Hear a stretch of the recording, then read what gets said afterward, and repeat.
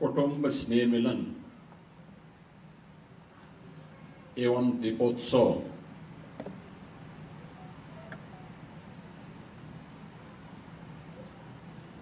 राष्ट्रीय स्वयंसेवक संघ विचार परिवार के सभी स्वयंसेवकों की आज के इस कार्यक्रम में अध्यक्षता कर रहे राष्ट्रीय स्वयंसेवक संघ के माननीय प्रांत संचालक डॉक्टर महेंद्र अग्रवाल जी,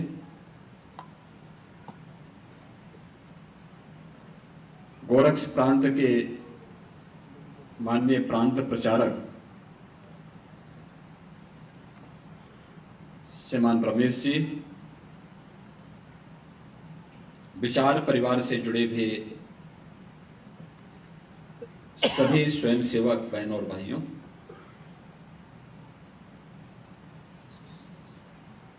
मैं सबसे पहले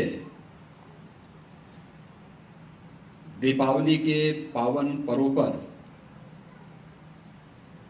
राष्ट्रीय स्वयंसेवक संघ गोरक्ष प्रांत के द्वारा कुटुंब स्नेह मिलन कार्यक्रम की संकल्पना के लिए हृदय से अभिनंदन करता हूं। आप सभी स्वयंसेवकों को दीपोत्सव और दीपावली के इस कार्यक्रम की और पर्व की भी हृदय से शुभकामनाएं भी देता हूं।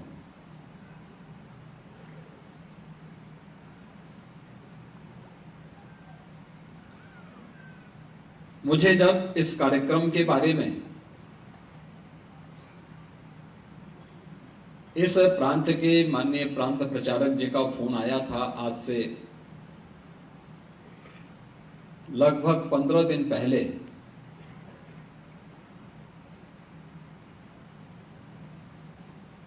तो मैंने कहा भी होली के दौरान तो मिलन के कार्यक्रम विचार परिवार के द्वारा होता है, लेकिन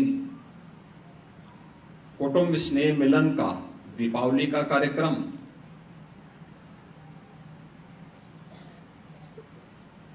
उन्होंने कहा हां, हम लोग प्रारंभ करना चाहते हैं।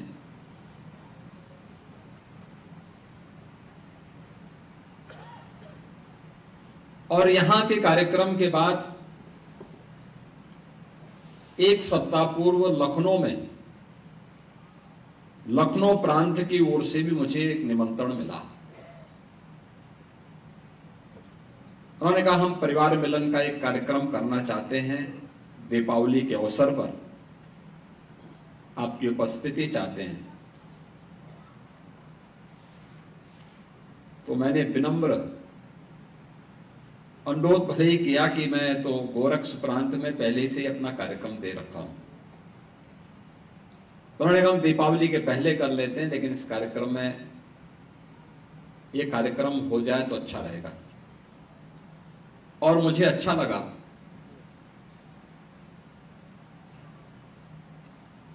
कि हमारे ऋषि मुनियों ने, हमारे पूर्वजों ने पर्व और त्योहारों की जो परंपरा है वह सामूहिकता के साथ एक दूसरे की खुशी को आपस में मिल बांट करके उसको उत्साह और उमंग के साथ आगे बढ़ा सकें। इसीलिए पर्व और त्योहार हमारे यहां आनंददायक बनते हैं, उत्साहपूर्ण बनते हैं। हर महीने कुछ न कुछ पर्व और त्योहार हमारे पड़ते हैं और अलग अलग स्थानों पर उनको आयोजित करने की परंपराएं भी अलग अलग हैं।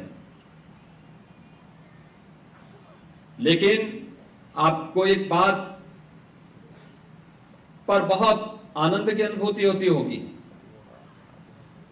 इसके पीछे ये केवल उत्साह और उमंग का नहीं, पौराणिक और ऐतिहासिक किसी महत्वपूर्ण घटना का तथ्य उसके गर्भ में छुपा हुआ है। और ये पर्व और त्योहार हमारी ऋषि परंपरा ने कितने सूझबूझ के साथ उन्हें एक सांस्कृतिक और धार्मिक पुट देकर के कैसे आने वाली पीढ़ी के लिए दिया कि हम उन आयोजनों के साथ स्वतःस्फूर्त भाव के साथ, वह किसी भी जाति का हो, किसी भी संप्रदाय का हो, किसी भी आय वर्ग का हो, गांव का हो या शहर का हो, वह स्वतःस्फूर्त भाव के साथ उन आयोजनों के साथ जुड़ता है। इसमें सरकार के कहीं सहयोग की आवश्यकता नहीं पड़ती। यानी यह स्वतःस्फूर्त भाव सनातन धर्म से जुड़े हुए इन पर्व और त्योहारों में हम सबको देखने को मिलती थी। लेकिन जो अभाव हमको देखने को मिलता था वह था कि हम पर्व और त्योहार को आपसी सद्भाव के साथ तो आयोजित करते हैं, लेकिन आपस में मिल करके सामूहिक रूप से एक आयोजन का हिस्सा बन सके, ये बहुत कम देखने को मिलता था। और जो मैंने पहले भी बताया था, मैं लखनऊ में भी था, मैंने इस बारे में कहा कि मैं जब मुख्यमंत्री बना था तो एक व्यवस्था थी वहां पे कि मुख्यमंत्री आवास पे भी और राजभवन में भी ईद मिलन के कार्यक्रम जरूर होते थे। होली मिलन या दीपावली मिलन का कोई आयोजन नहीं होता था। कोई भी उस कार्यक्रम और कोई भी इस प्रकार के आयोजन नहीं हो पाते थे।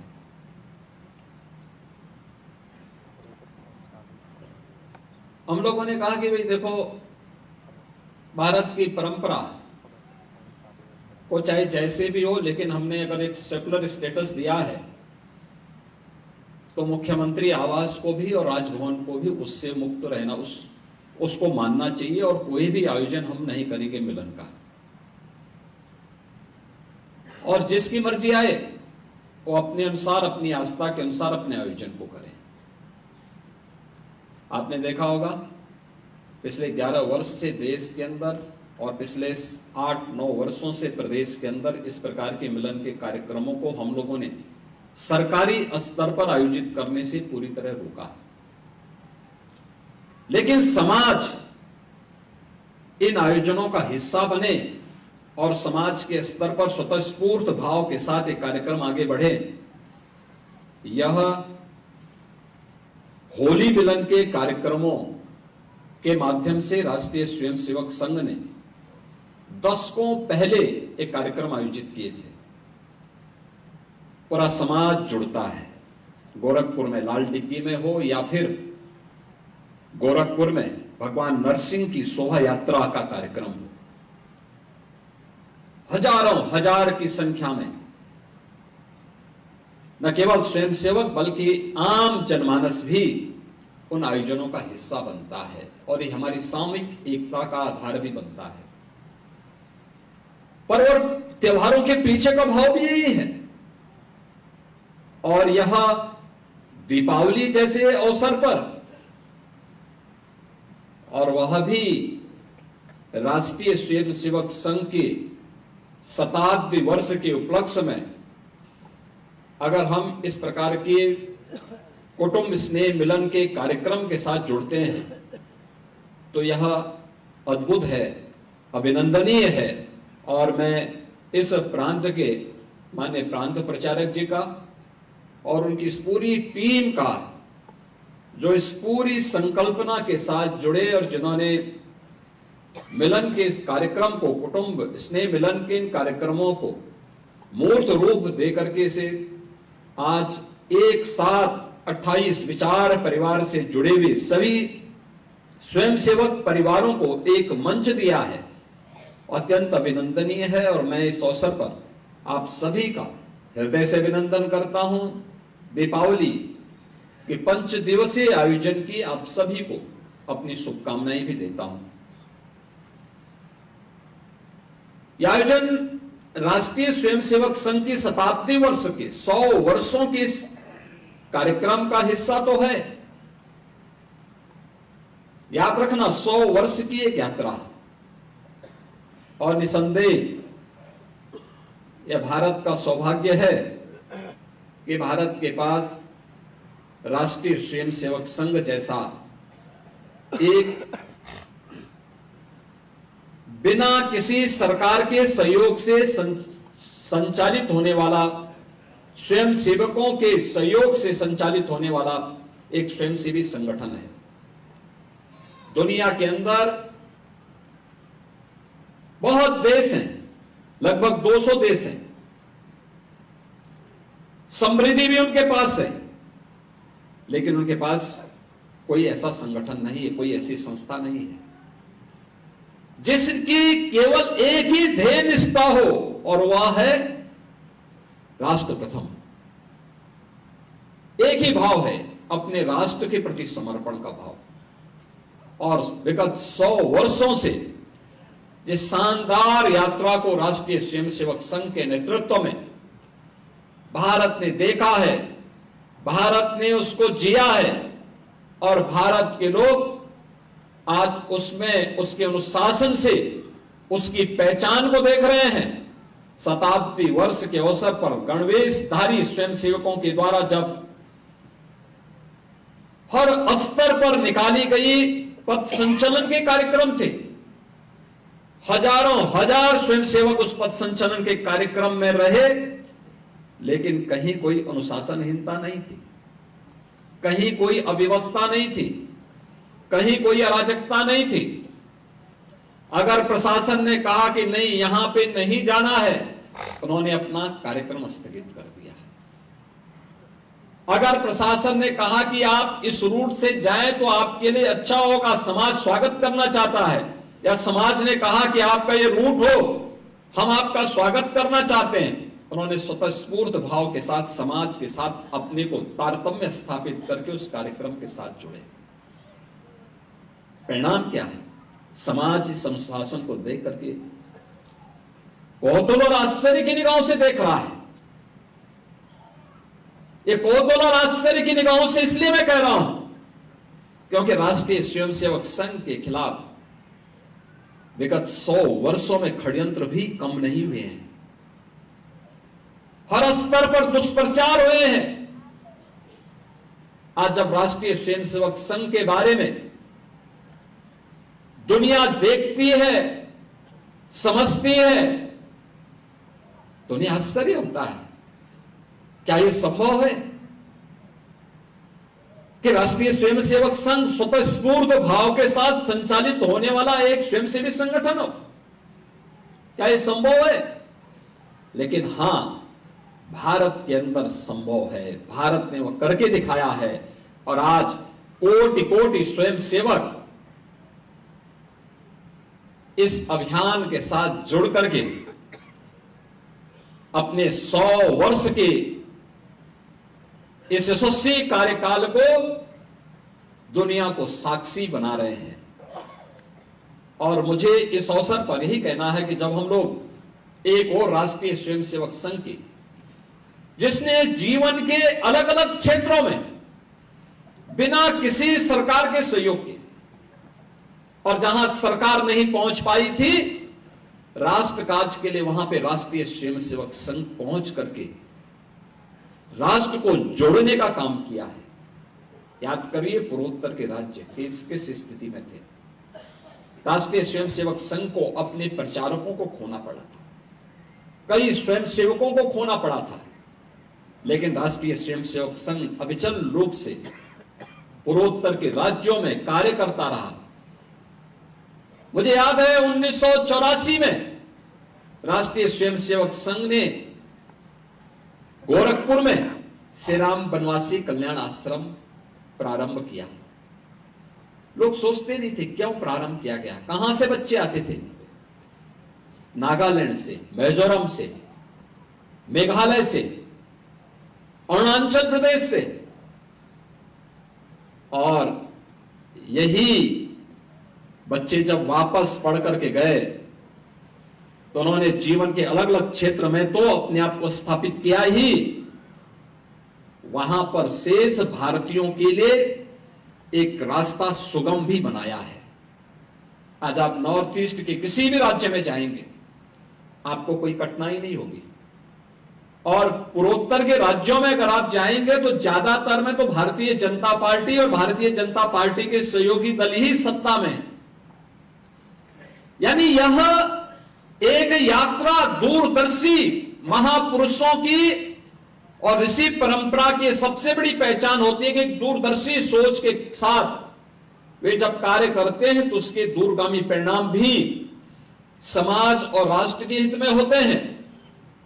देश के अंदर नक्सली क्षेत्रों में, वनवासी क्षेत्रों में किसी भी सरकार से बेहतरीन कार्य राष्ट्रीय स्वयंसेवक संघ ने अपने दम पर, अपने बल पर, अपने स्वयंसेवकों के समर्पण से संपन्न किया है।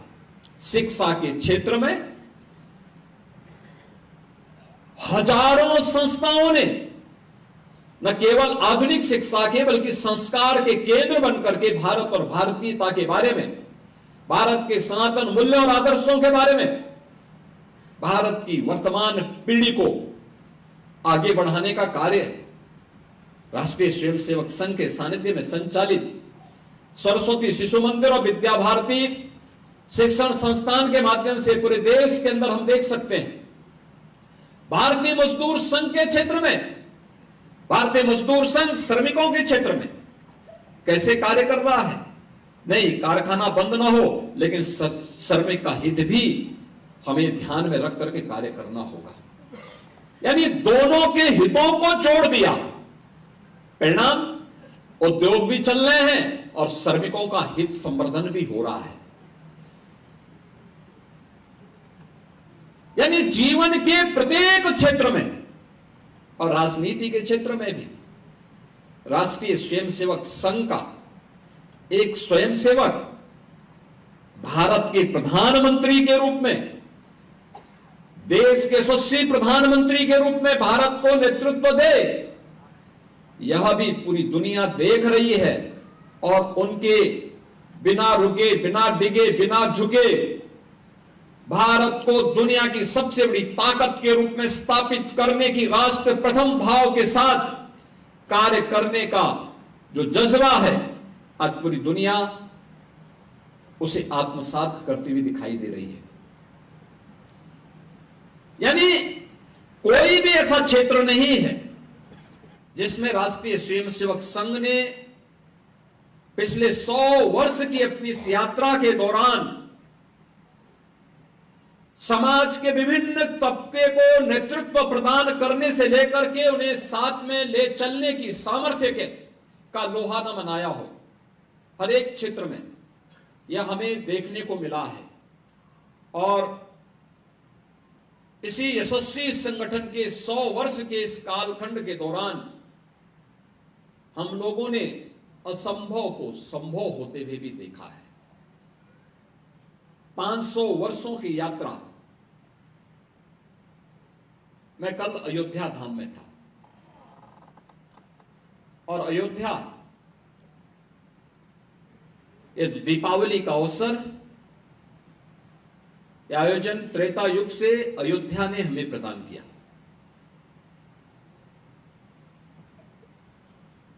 आज से 5 वर्ष पहले, 7 वर्ष पहले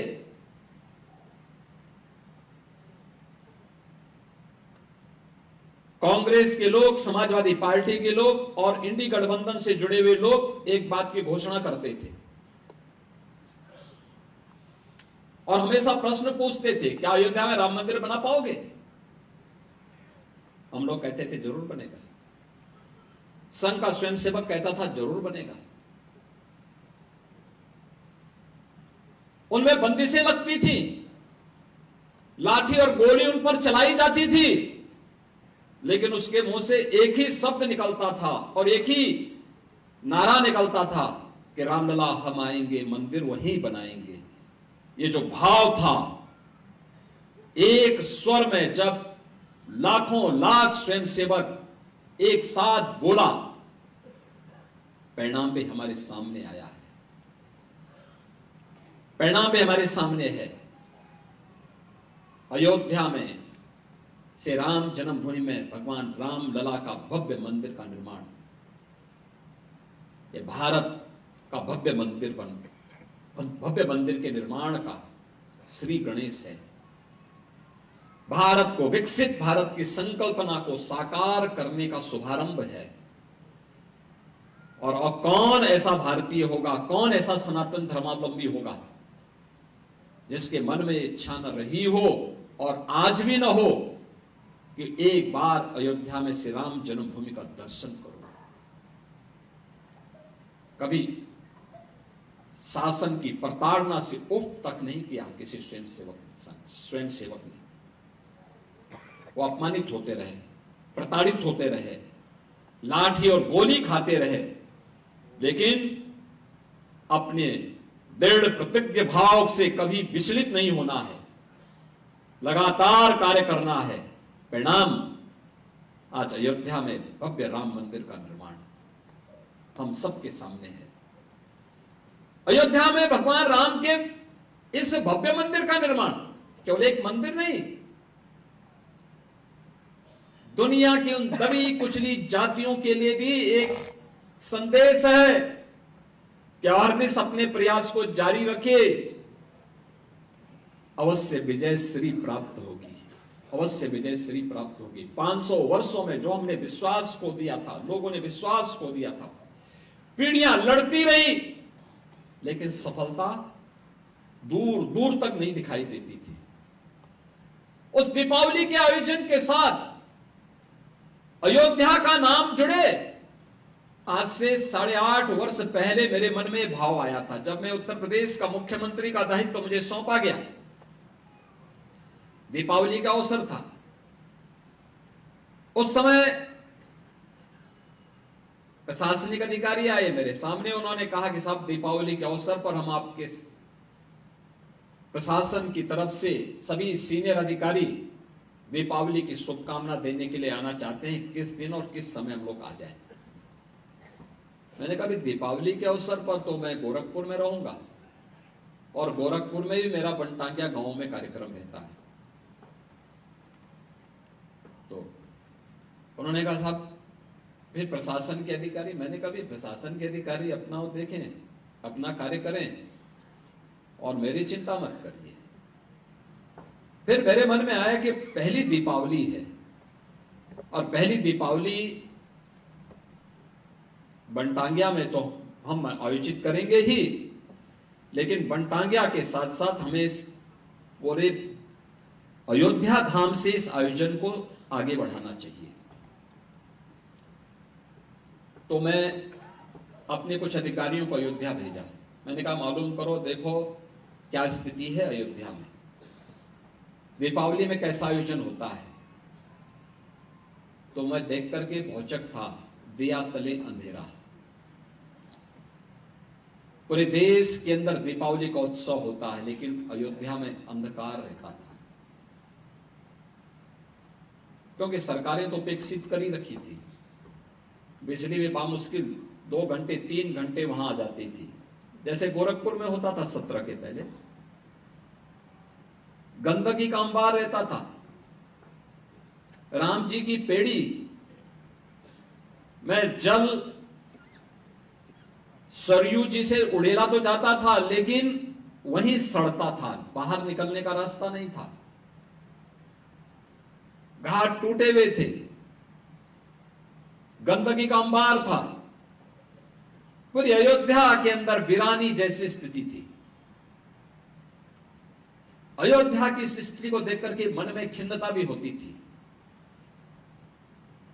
लेकिन अंतःकरण में भाव भी रहता था कि भाई स्वयंसेवक नारा लगाते हैं कि रामलला हम आएंगे, मंदिर वहीं बनाएंगे, तो मंदिर बनेगा जरूर, तो हमें उसकी तैयारी अभी से करनी चाहिए। और एक दीप में क्या ताकत होती है। हम लोगों ने जब पहला दीपोत्सव किया था अयोध्या उसके अगल बगल के जनपदों में हमें केवल 51,000 मिट्टी के दीप मिल पाए थे, 51,000। और आपने देखा होगा परसों हम लोगों ने अयोध्या में 26,17,000 दीप प्रज्वलित किए हैं। 26,17,000 दीप प्रज्वलित किए हैं अकेले अयोध्या में। पूरे प्रदेश के अंदर जो मेरे पास आंकड़े आए थे कि उस दिन 1,51,00,000 दीप अलग अलग स्थानों पर प्रज्वलित हुए थे। यानी ये वही प्रदेश है। और समाजवादी पार्टी को इसमें भी परेशानी थी। आपने देखा होगा उन्होंने कहा ये दीप जलाने की आवश्यकता क्या है।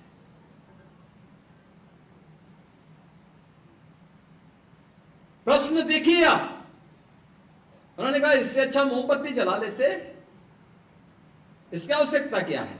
यानी वो अन्नदाता किसान का अपमान कर रहे हैं, क्योंकि जो तेल आएगा वो किसान के पास से तो आएगा। मिट्टी का बर्तन जो बना रहा है हमारा कुम्हार और प्रजापति समुदाय का व्यक्ति बना रहा है। हमने उस प्रजापति समुदाय के बंधु के लिए भी व्यवस्था की है कि अप्रैल से जून तक हर तालाब की मिट्टी को निकाल करके लेके जाए, फ्री में मिट्टी के बर्तन बनाएं। सोलर चाक या फिर इलेक्ट्रिक चाक उन्हें प्रदान किया गया, ट्रेनिंग दी गई। आज जब मैं कुम्हार और प्रजापति समुदाय के बंधुओं से मिलता हूं, मैं उनसे पूछता हूं कि पहले जब मैनुअल चाक से बनाते थे कितने बर्तन बनाते थे, तो कहते हैं कि पहले 50-60 बर्तन बामुश्किल बन पाते थे एक दिन में, और अब इलेक्ट्रिक और सोलर चाक से तो कहते हैं 400 से 500, 400 से 500 उतना ही समय में। और यही नहीं, उसी समय मैं कहता हूं मैं सोलर और इलेक्ट्रिक चाक भी है तो 400-500 ये बन गया, और मिट्टी फ्री, तो बर्तन के दाम भी तो कुछ कम होंगे। वो कहते हैं हाँ, प्लास्टिक फ्री अभियान के साथ हम जुड़ करके सरकार के इस मिशन को आगे बढ़ाएंगे और पर्यावरण का संरक्षण करने में योगदान देंगे। देखिए कितना बड़ा कार्य कर रहे हो, एक आर्थिक स्वावलंबन के पथ पर अग्रसर हो रहे हैं, पर्यावरण बचाने में अपना योगदान दे रहे हैं। सिंगल यूज प्लास्टिक का उपयोग हम न करें, बल्कि उसी रेट पर उसके समकक्ष हम मिट्टी के बर्तन बना करके देंगे, दिया बना करके देंगे, या चीन से बने हुए दिया नहीं उपयोग करने देंगे, बल्कि यहीं पर बने हुए दीप और यहीं पर बनी हुई लक्ष्मी और गणेश जी की प्रतिमा दीपावली के अवसर पर हमारे घरों में पूजन हो। यह तब संभव हो पाया है जब हमारे कुम्हार और प्रजापति समुदाय के व्यक्ति को फ्री में मिट्टी मिलना प्रारंभ हुआ, जब उसको सोलर इलेक्ट्रिक चाक प्राप्त हुआ। हमारा अन्नदाता किसान तिलहन उत्पादन में इसलिए आगे बढ़ा है क्योंकि उसके तेल की खपत अब इन दियों में भी हो गई है और घर घर में हो रही है, उसकी भी आमदनी बढ़ी है। आप मार्केट के बारे में मालूम करिए, मार्केट में क्या उछाल था। यह उछाल इसलिए क्योंकि अंतिम पायदान पर बैठे हुए व्यक्ति के जेब में भी पैसा था। जब पैसा था तो वह खरीदारी करने के लिए मार्केट में गया। ये चेन जब बनती है, साइकिल जब बनती है, तब समाज भी समृद्ध होता है और राष्ट्र भी समृद्धि के नए नए प्रतिमान स्थापित करता है। आज भारत की जो प्रगति है, आज भारत दुनिया की अगर चौथी अर्थव्यवस्था बना है और इस वित्तीय वर्ष में तीसरी अर्थव्यवस्था के रूप में दुनिया के अंदर स्थापित होने वाला है, उसके पीछे इस सोच को भी उसके साथ जोड़ा गया है। यह सोच भी उसके पीछे है जिसमें समाज के प्रत्येक तबके के लिए कुछ ना कुछ कार्य और पर्व और त्योहार उसके जीवन में भी हो। मुझे याद है आज से 17-18 वर्ष पहले गोरखपुर के गुलरिया के पास के औरंगाबाद गांव की ओर से मैं जा रहा था। मैं सांसद था यहाँ का, उधर से मैं जब गुजर रहा था तो मुझे एक ढेर में धुआं निकलते हुए दिखाई दिया, तो मैंने समझा कि ये कोई ज्वालामुखी तो नहीं है। तो मैंने गाड़ी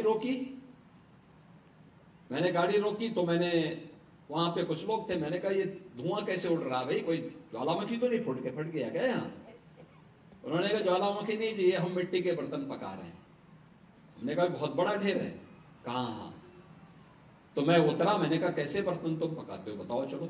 वो ले गया मुझे अपने घर में, छोटा सा घर था, ले गया दिखाने के लिए, कहा देखे ऐसे हम बर्तन बनाते हैं, ऐसे बनाते हैं। और मैंने कहा इसमें जो एक कलर आता है, ये रंग, उन्होंने कहा ये मिट्टी हम ऐसे इस आंच में पकाते हैं, आंच के अनुसार उसमें अपने आप ही कलर भी चढ़ता है। तो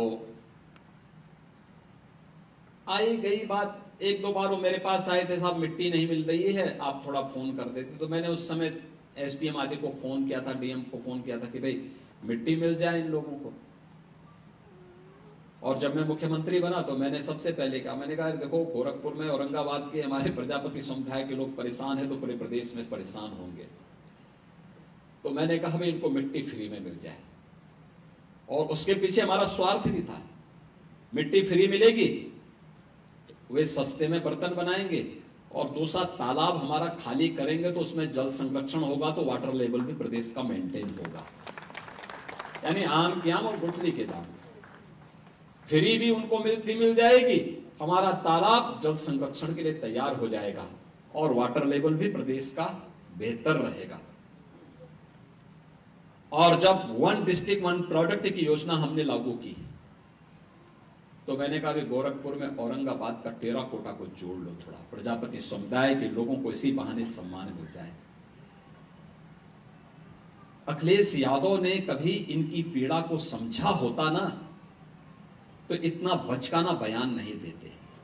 और इसीलिए कहते हैं, इसी के लिए कहा गया है ना कि गद्दी विरासत में मिलती है, बुद्धि नहीं मिलती है। बुद्धि नहीं मिलती है, उसके लिए प्रयास करना होता है। और कुछ लोगों की आदत होती है, उनके जीवन भर उनका बचपना नहीं जाता है, उस प्रकार की हरकतें वे कर ही देंगे, और यही हरकत वे आज भी कर रहे हैं।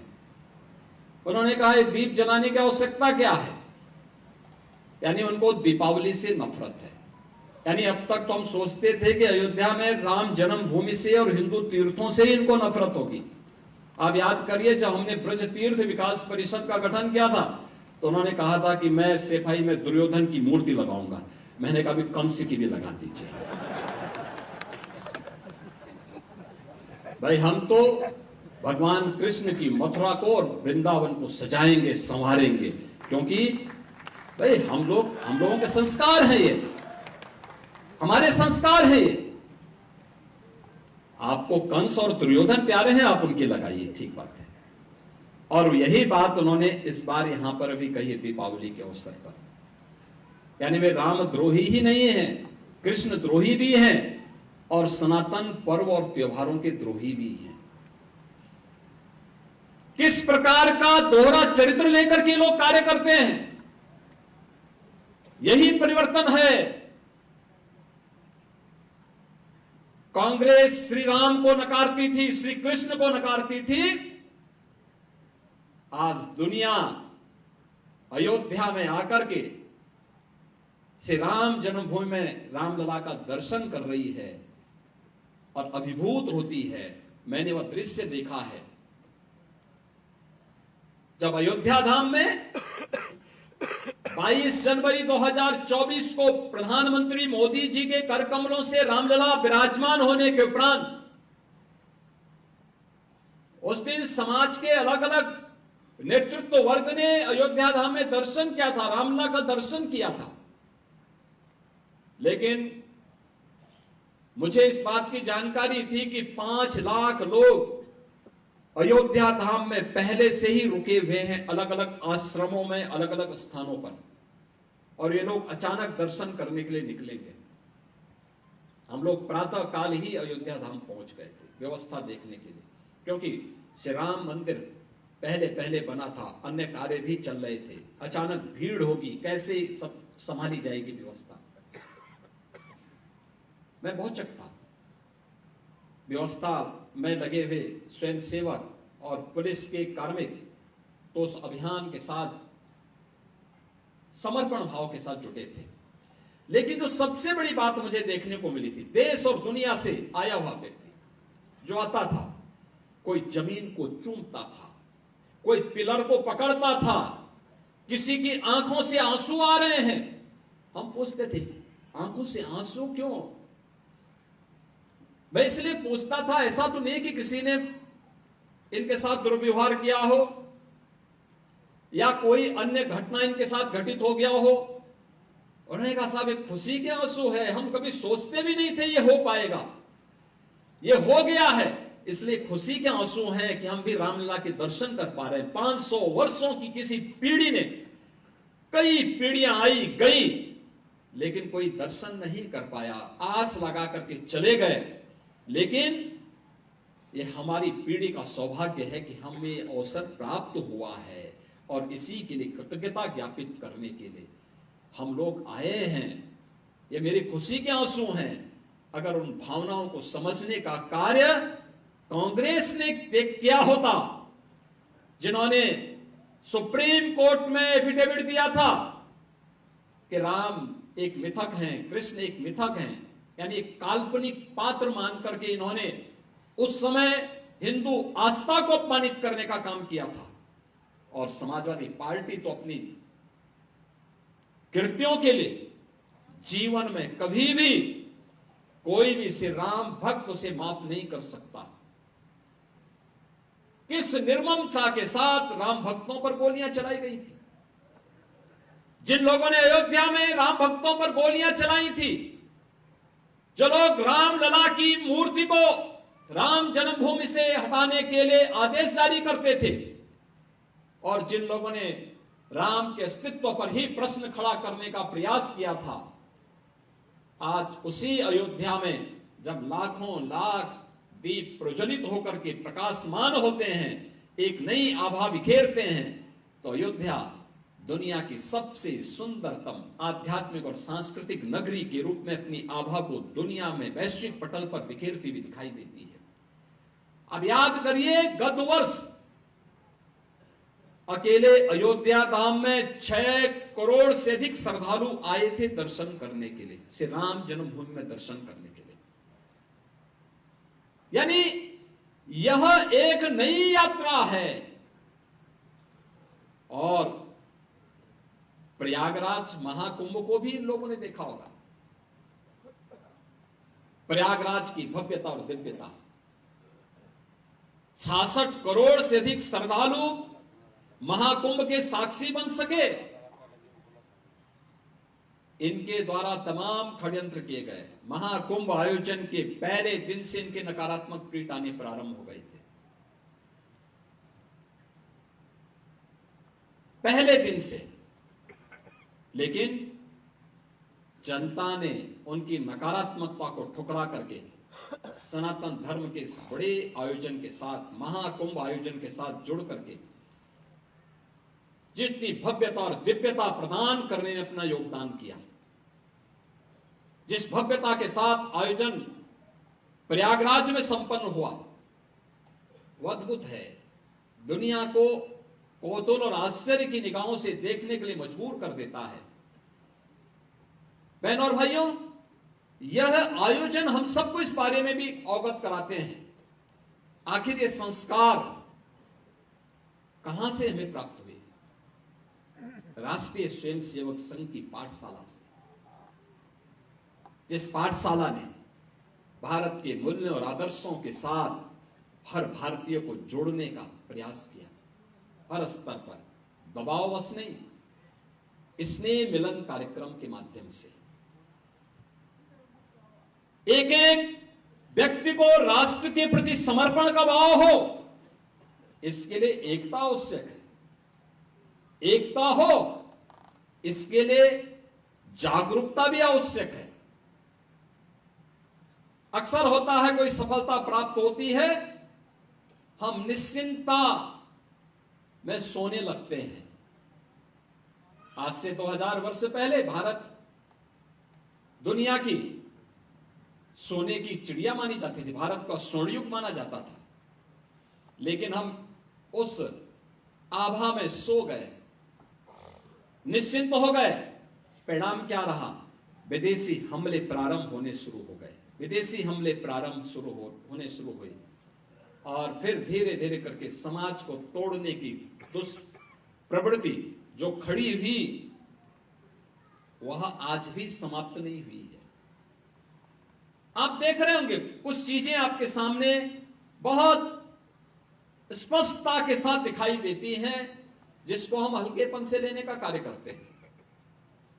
बहुत हल्केपन से मैं देखता हूं कि उसको हम बहुत हल्की निगाहों से देखते हैं, और वह खासतौर पर उन चीजों के बारे में, एक तरफ हिंदू समाज को जाति के नाम पर, क्षेत्र और भाषा के आधार पर विभाजित करने की साजिश फिर से प्रारंभ हुई है, और बड़ी मजबूती के साथ सारे हथकंडे अपना करके इन चीजों के साथ जोड़ने का प्रयास हो रहा है। आप मुझे बताओ, कोई महापुरुष किसी जाति विशेष का होता है? उसका योगदान जाति विशेष के लिए होता है? महापुरुष तो महापुरुष है, पूरे समाज का है, पूरे राष्ट्र का है, वो राष्ट्र नायक है, राष्ट्र के आराध्य हैं। फिर उन्हें जातीय संकीर्णता के दायरे में बांध करके सामाजिक एकता को छिन्न भिन्न करने की कुत्सित चेष्टा क्यों? लेकिन ये हो रहा है। सोशल मीडिया प्लेटफॉर्म पर फेक अकाउंट बना करके जाति जाति के बीच में वैमनस्यता और विषवमन करने की एक नई दुष्प्रवृत्ति प्रारंभ हुई है। कौन इसके प्रति सतर्क करेगा? समाज को इसके प्रति कौन जागरूक करेगा? एक और सनातन धर्म से जुड़े हुए पर्व और त्योहारों के बारे में नकारात्मक टिप्पणियां, भारत के आराध्य देवों के प्रति अपमानजनक टिप्पणियां, भारत के महापुरुषों को जातीय आधार पर विभाजन की कुत्सित चेष्टा, और दूसरी ओर देश के अंदर लव जिहाद और धर्मांतरण जैसी कुत्सित समाज विरोधी और राष्ट्र विरोधी गतिविधियों को कैसे प्रश्रय दिया जा रहा है, हम आज भी उसको देखने और समझने में थोड़ा सा अभी भी कोताही बरत रहे हैं। याद रखना, कालनेमी, ताड़का और शूर्पणखा, ये तीन जो पात्र हैं रामायण कालखंड के, इनकी प्रासंगिकता समाज तोड़ने के बारे में वह हर युग में रही है, और वह हर युग में उस रूप में अपनी मौजूदगी से अपने षड्यंत्रों को अंजाम देने के लिए तैयार करते रहे। हमें आज भी उस दुष्प्रवृत्ति से अपने को सचेत रखना पड़ेगा, जो भोली भाली जनता को बहकाने का काम कर रहे हैं, जो आपके परिवारों के अंदर घुस करके हिंदू बेटियों के साथ छल कपट करके, प्रपंच करके, खिलवाड़ करके करने का कुत्सित कार्य कर रहे हैं। आपने अभी देखा होगा कैसे छद्म नाम पर ये लोग कार्य करते हैं। वह छद्म नाम आपने अभी विगत दिनों देखा होगा, बलरामपुर जिले में, उत्तर प्रदेश के बलरामपुर जिले में जलालुद्दीन उर्फ छांगुर के षड्यंत्रों को आपने देखा होगा। किस रूप में वह व्यक्ति कालनेमी बन करके उस पूरे क्षेत्र में षड्यंत्रों को अंजाम दे रहा था। नाम उसका, जब कार्रवाई हो रही थी और हम लोगों ने लगभग 3 वर्षों से अपनी टीम को बिठाया हुआ था अलग अलग जगह की, भाई देखो इसकी गतिविधि को वॉच करना है, देखना है, और वक्त आने पर फिर जब पूरा मटेरियल इकट्ठा हो जाएगा तो हमारी प्रभावी कार्रवाई होगी। 3 वर्ष से हम लोग लगातार कर रहे थे, लगातार मैं हर महीने इसकी समीक्षा भी करता था, क्या प्रोग्रेस है, क्या प्रोग्रेस है, क्या प्रोग्रेस है। और प्रोग्रेस जब तक अंजाम तक पहुंचता, वो 6 महीने पहले वहां से भाग गया। मैं नाराज हुआ टीम पे कि भाई ये तो पूरा हमारा तो पूरा मिशन ही फेल हो रहा है। आप आश्चर्य करेंगे, मेरे अलावा मेरे साथ जो टीम के साथ लगी हुई टीम थी, उसके अलावा कोई भी अन्य वरिष्ठ अधिकारी या जनप्रतिनिधि ये नहीं मानता था कि इसका नाम जलालुद्दीन है, वो मानते थे छांगुर बाबा है। तो जब गिरफ्तारी भी हुई तो मीडिया में यह छांगुर बाबा धर्मांतरण करते हुए गिरफ्तार। हमने कहा भी छांगुर नहीं है, इस कालनेमी का वास्तविक नाम रखो, इसका नाम जलालुद्दीन है। ये धर्मांतरण करवाता था और राष्ट्र विरोधी गतिविधियों में लिप्त था, तमाम प्रकार की राजक गतिविधियों में लिप्त था। इसने रेट तय कर रखे थे कि अपर कास्ट की बालिका के लिए कितना पैसा देगा, पिछड़ी जाति की बालिका के लिए कितना देगा, अनुसूचित जाति की बालिका के लिए कितना पैसा देगा, और पैसा कहां से आ रहा है। पैसे का स्रोत आपको भी नहीं मालूम होगा, वो कोई दूसरे देश से नहीं आ रहा है, आप ही के पास से। आप जब कोई सामान खरीदते हैं तो सामान खरीदते समय एक चीज जरूर देखिए, क्या उसमें हलाल सर्टिफिकेशन तो नहीं लिखा हुआ है। यानी हर वस्तु में हलाल सर्टिफिकेशन। हमने यूपी में बैन किया है, मुझे लगता है कि आज यूपी के उत्तर प्रदेश के अंदर कोई उसको खरीदने का या कोई बेचने का दुस्साहस नहीं करेगा। लेकिन आप आश्चर्य करेंगे, साबुन का भी हलाल, कपड़े का भी हलाल, दिया सिलाई का भी हलाल। मैं भौचक था, एक अधिकारी बोला साहब इसमें, मैंने कहा भी देखो नहीं नहीं नहीं, एक षड्यंत्र है भाई। मैंने कहा माचिस तो झटका वाला है, आप एक झटके में लगाएंगे तो तभी आग जलेगा, आप हलाल करते रहेंगे तो कभी जलेगी नहीं वो माचिस। तो मैंने कहा इससे बड़ा झूठ क्या हो सकता है। आप सोचो, और हमने जब कार्रवाई प्रारंभ की, 25,000 करोड़ रुपए देश के अंदर हलाल सर्टिफिकेशन से होता है, और भारत सरकार की या राज्य सरकार की किसी भी एजेंसी ने उन्हें मान्यता नहीं दी है। इस सारा का सारा पैसा आतंकवाद के लिए, लव जिहाद के लिए और धर्मांतरण में दुरुपयोग होता है। और इसीलिए उत्तर प्रदेश ने इसके खिलाफ बड़ी कार्रवाई प्रारंभ की है कि हलाल सर्टिफिकेशन के नाम पर भारत के उपभोक्ताओं का शोषण करने वालों के खिलाफ सख्त कार्रवाई होनी ही चाहिए। और इस कार्यक्रम को हमें भी सतर्कता पूर्वक देखना चाहिए। कोई सामान खरीदते हैं तो जरूर देखिए कि जीएसटी हमें देना है, लेकिन यह भी देखिए कि हलाल सर्टिफिकेशन के नाम पर एक फूटी कौड़ी भी नहीं देनी चाहिए, क्योंकि जितना पैसा जाएगा ये सभी के सभी पैसा आपके खिलाफ षड्यंत्र में वह जाने वाला है। और यही होता है। और ये बड़ा षड्यंत्र किस स्तर पर हो रहा है। छांगुर एक नमूना के रूप में जलालुद्दीन को हम लोगों ने बलरामपुर में गिरफ्तार करके जेल के अंदर भेजा है। ऐसे जलालुद्दीन, ऐसे छांगुर आपके अगल बगल के भी क्षेत्र में कहीं ना कहीं बैठे होंगे, छुपे होंगे, छद्म भेष में छुपे होंगे, अन्य रूप में बैठे होंगे। उनकी गतिविधियों पर नजर रखना, उनको बहुत सतर्कता पूर्वक देखना। दूसरा, कुछ चीजें हैं जो हमें थोड़ा सतर्क होकर के देखना होगा। मैं अक्सर इस बात को देखता हूं, हमारे यहां हम लोग इस बात को चर्चा अक्सर करते हैं, अक्सर चर्चा करते हैं कि अंग्रेजों ने इतने वर्षों तक शासन किया, ब्रिटिश उपनिवेश की चर्चा होती है, फ्रांस के उपनिवेश की चर्चा होती है, लेकिन राजनीतिक इस्लाम की कहीं चर्चा नहीं होती।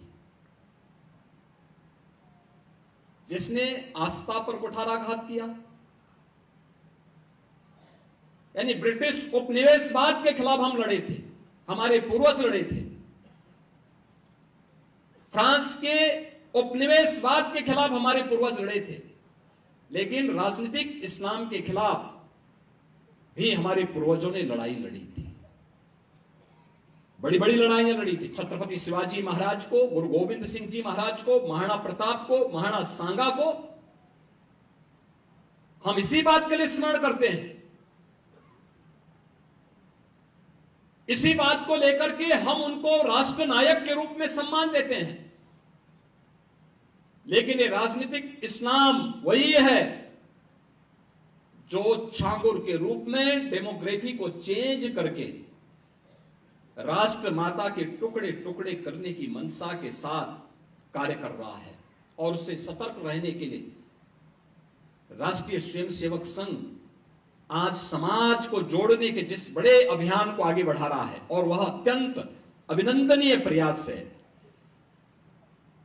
जो महत्वपूर्ण दायित्व संघ ने पिछले 100 वर्षों के दौरान समाज जीवन के अलग अलग क्षेत्रों में उठाए और समाज को एकजुट करके एक नया परिवर्तन करके दिखाया है, शताब्दी वर्ष के अवसर पर भी संघ ने पंच परिवर्तन के नए संकल्प के साथ हमें आगे बढ़ने के लिए एक नई प्रेरणा प्रदान की है, और वह है सामाजिक समरसता का दीप।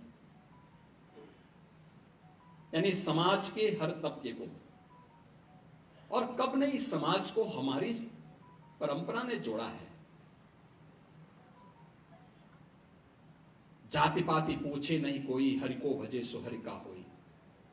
चातुर्वर्ण्यम मया सृष्टम गुण कर्म विभाग स। गीता ये कहती है, संत रामानंद जी कहते हैं। यानी समाज को जोड़ने की एक व्यवस्था। हम आपस में कोई भेदभाव नहीं, कोई छुआछूत नहीं, कोई स्पृश्यता नहीं, पूरा समाज एक है। हिंदव सौदरा सर्वे न हिंदू पतितो भवेत्। एक संकल्प हम सबका होना चाहिए, और संकल्प समाज को जोड़ने का संकल्प। कुटुंब प्रबोधन का दीप अत्यंत महत्वपूर्ण है। विचार परिवार के 28 विचार परिवार के हजारों परिवार एक साथ एकत्र होकर के दीपावली मिलन के कार्यक्रम के साथ जुड़े हैं। लेकिन कुटुंब मिलन का कार्यक्रम परिवार संस्कार की पाठशाला है, और भारत कश्मीर से कन्याकुमारी तक, कोहिमा से कच्छ तक बोली भाषा, वेशभूषा, खान पान अलग होने के बावजूद एक भाव और एक भंगिमा के साथ एक स्वर में भारत माता के प्रति समर्पण का भाव रखने के लिए तत्पर रहती है। वे हमारे पारिवारिक संस्कार हैं। संयुक्त परिवारों की परंपरा इसकी सबसे सुदृढ़ नींव है।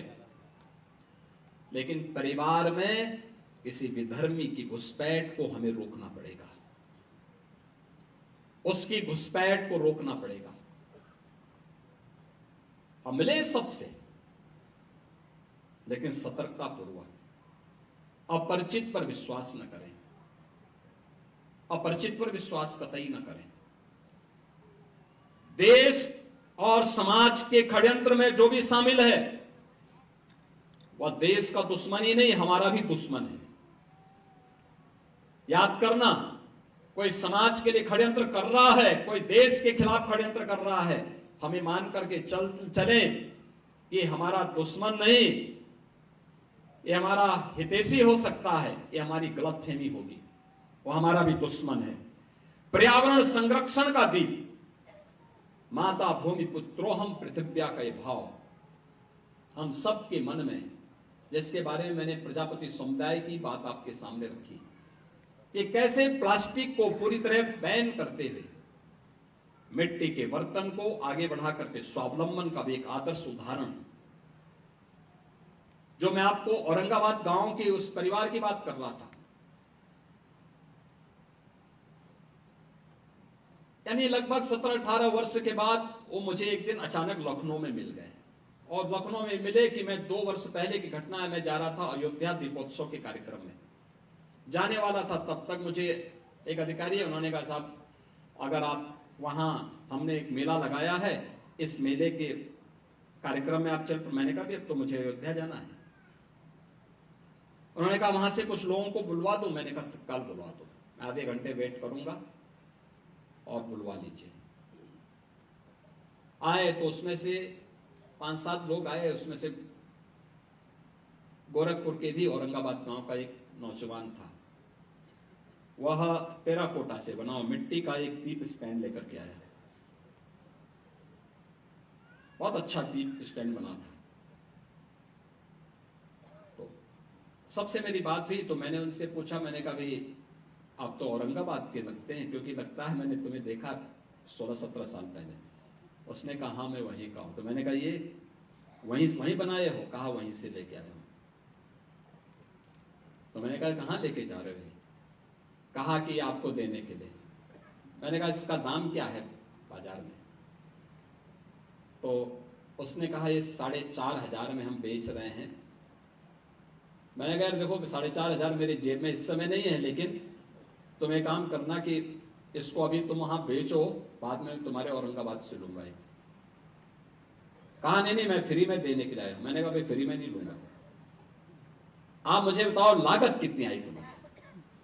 उसने कहा 2,000 रुपये। मैंने कहा अच्छा बताओ 3 दिन से यहां पे कुछ कमाई भी की हो? देखो मैं मानता था कि मिट्टी का बर्तन बना रहा है और टेराकोटा की मूर्तियां आदि बनाता है, तो इसमें कितनी कमाई किया होगा बेचारे ने। उसने कहा सही बताओ? मैंने कहा। उसने कहा 16 लाख की मैंने कमाई की है केवल इन 3 दिनों में लखनऊ के मेले में। अगर समाजवादी पार्टी के बबुआ को ये जानकारी होती ना, तो प्रजापति समुदाय के हमारे कुम्हार जाति के लोगों का इतना अपमान नहीं करते कि मिट्टी के दीप क्यों जलाए जा रहे हैं। इसकी कीमत क्या है? ये स्वावलंबन भी है और सम्मान भी है। आर्थिक रूप से स्वावलंबी कोई भी समाज स्वयं सम्मान प्राप्त कर लेता है। और यही स्थिति उस नौजवान की स्थिति को देख करके मुझे बहुत प्रसन्नता हो रही। हम लोगों ने एक जनपद एक उत्पाद की योजना चलाई भी इसीलिए कि जिससे हम अपने लघु मध्यम और कुटीर उद्यम को फिर से आगे बढ़ा सकें। 2 करोड़ लोग इसके माध्यम से रोजगार प्राप्त कर रहे हैं, स्थानीय स्तर पर बिना सरकार पर बोझा डाले हुए अपने स्तर पर, और प्रदेश के विकास में भी अपना योगदान दे रहे हैं। प्रदेश को पहचान के संकट से अब मोहताज नहीं होना पड़ता, एक नई पहचान के साथ हम आगे बढ़ रहे हैं। पर्यावरण संरक्षण भी हमारा दायित्व होना चाहिए, उतना ही महत्वपूर्ण है, क्योंकि सनातन धर्म ने तो प्रारंभ से ही पर्यावरण को महत्व दिया है। आप हवन यज्ञ करते होंगे, पर्यावरण को ध्यान में रख करके करते हैं। ये पर्यावरण संरक्षण का, पर्यावरण की शुद्धि का एक माध्यम बनता है। हमने हर पेड़ को दैवीय रूप में देखा है। पीपल, बरगद, पाकड़, आम, ये काटे नहीं जाते थे। अब याद करिए, हिंदू महावत हाथी का नहीं होता था, क्योंकि पीपल हाथी खाएगा तो कौन काटेगा। हमें तो, मुझे बहुत परेशानी होती थी मंदिर में, जब मंदिर के किसी दीवार पर पीपल का पेड़ हो गया, अब किसको बोलो, कोई हिंदू काटने को तैयारी नहीं, हटाने को तैयारी नहीं। अरे मैं कहता हूं वहां से उखाड़ करके कहीं लगा दो ना। यानी ये भाव है, ये हमारे संस्कार हैं, और हमें इस बात को ध्यान रखना होगा।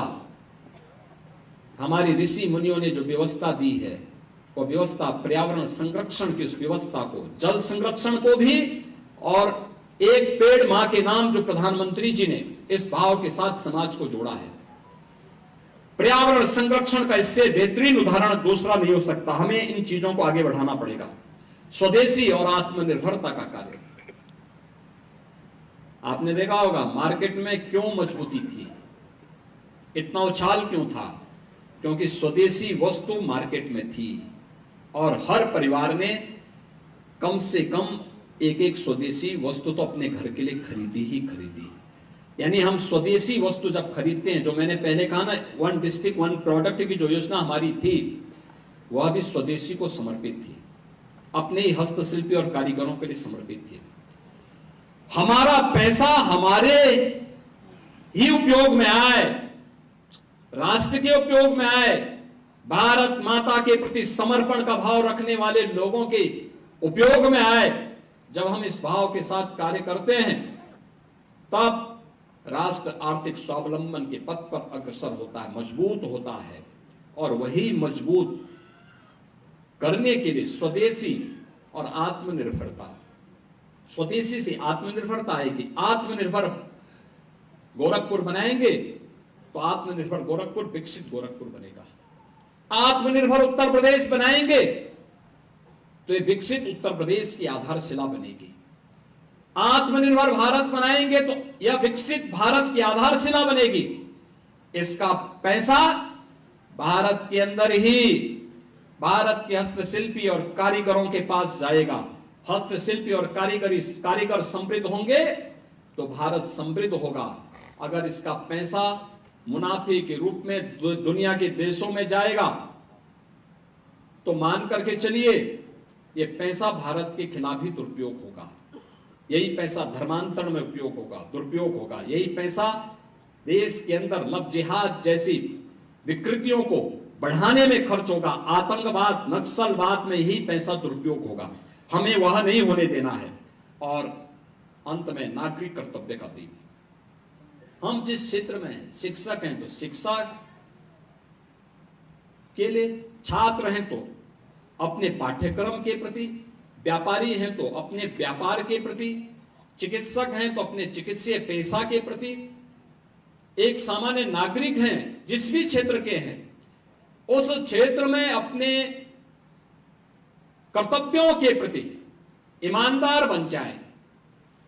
कोई कारण नहीं कि भारत विकसित भारत न हो। विकसित भारत के लिए पंच परिवर्तन हर नागरिक के लिए अत्यंत आवश्यक है। और पंच परिवर्तन के जिस भाव को राष्ट्रीय स्वयंसेवक संघ ने अपने शताब्दी वर्ष में एक एक स्वयंसेवक के माध्यम से आम समाज को जोड़ने की दिशा आगे बढ़ाने का यह अभियान प्रारंभ किया है, यह अभिनंदनीय है। पूरे विचार परिवार के साथ साथ पूरे समाज को इसके साथ जोड़ना चाहिए। और याद रखना, जब समाज आगे बढ़ेगा और सरकार पीछे रहेगी तो समाज स्वावलंबी होता है, आत्मनिर्भर होता है, विकसित होता है। जब सरकार आगे होती है और समाज पीछे होता है तो वह समाज स्वावलंबी होता है। वह समाज कभी आत्मनिर्भर नहीं होता और राष्ट्र कभी आत्मनिर्भर नहीं होता। सरकार पीछे रहे, समाज आगे नेतृत्व प्रदान करे, यह पंच परिवर्तन उसमें एक बड़ी भूमिका का निर्वहन करेगा। हम इस पंच परिवर्तन के साक्षी बन रहे हैं। आपने संघ के शताब्दी वर्ष के अवसर पर पिछले 100 वर्षों की अगर उस इतिहास के अलग अलग कालखंड की चुनौतियों को अगर आप अवलोकन करेंगे, वो एक नई प्रेरणा होगी वर्तमान पीढ़ी को समझने और आगे बढ़ने के लिए। उनके लिए एक नया पाथेय होगा। हम सबको इस पूरे अभियान के साथ प्राणपण से जुटना चाहिए। इस अभियान को सफलता की नई ऊंचाइयों तक पहुंचना चाहिए, क्योंकि पंच परिवर्तन एक आत्मनिर्भर भारत और विकसित भारत की संकल्पना के आधार बनने वाले हैं। और हम भी उस अभियान के हिस्से बनेंगे। याद रखना, आपका योगदान आने वाली पीढ़ी स्मृति के रूप में अपने साथ सजोएगी। आप अयोध्या में श्री राम जन्मभूमि में जाएंगे तो वहां पर आपको रामलला की भव्य प्रतिमा और राम दरबार के तो दर्शन होंगे ही, उस परिसर में आपको ऋषि मुनियों के भी, महर्षि वाल्मीकि के भी मंदिर देखने को मिलेगा, महर्षि विश्वामित्र का भी, महाकवि तुलसीदास जी का भी, अन्य सप्तऋषियों के भी मंदिर आपको वहां देखने को मिलेंगे। लेकिन वहां पे आपको कुछ चीजें और भी देखने को मिलेंगी। एक रामायण काल का पहला बलिदानी गिद्धराज जटायु की एक भारी प्रतिमा आपको वहां देखने को मिलेगी। एक टीले पर से राम जन्मभूमि की तरफ दृष्टि लगाए हुए, याद करिए रामायण काल त्रेता युग में लेके जा रहा है। आपको वहां गिलहरी की भी प्रतिमा देखने को मिलेगी। राम सेतु के निर्माण में गिलहरी का भी योगदान था, यह भी आपको देखने को मिलेगा। याद रखना,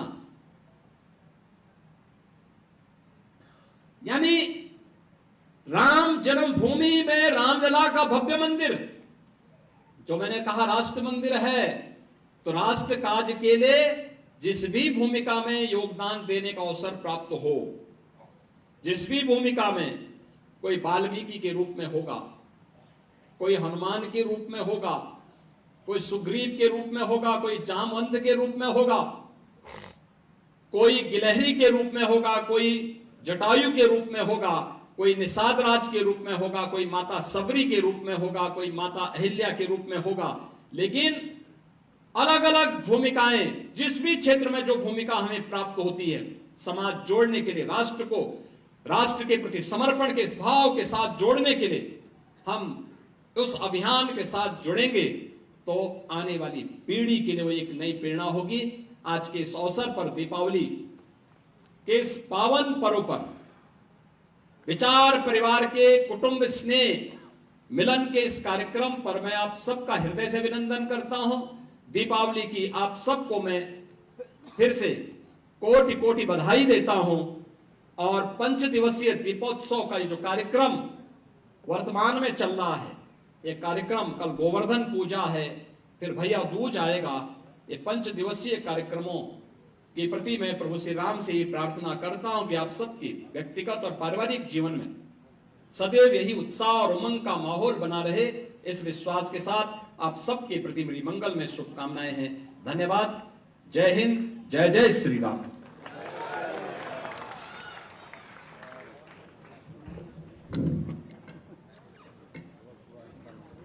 मैं